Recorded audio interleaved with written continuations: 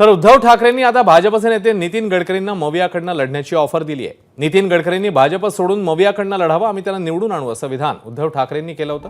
त्यावरून उपमुख्यमंत्री फडणवीसांनी आता ठाकरेंना प्रत्युत्तर दिलंय। ठाकरेंनी नितीन गडकरींना ऑफर देणं हास्यास्पद आहे। महाराष्ट्राच्या यादीत गडकरींचं नाव पहिलं नाव असेल असंही फडणवीस म्हणालेले आहे।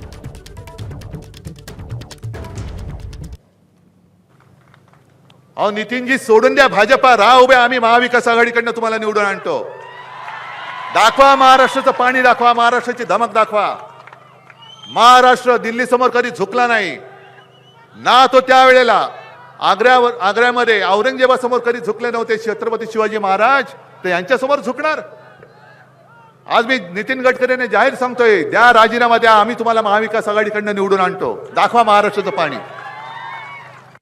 ज्या पक्षाचा बँडबाजा वाजला आहे त्या पक्षाच्या अध्यक्षांनी गडकरीजींसारख्या राष्ट्रीय नेत्यांना ही ऑफर देणं म्हणजे एखाद्या गल्लीतल्या व्यक्तीने मी आता तुम्हाला अमेरिकेचा राष्ट्रपती बनवतो, तुम्ही माझ्याकडे या असं सांगण्यासारखं आहे।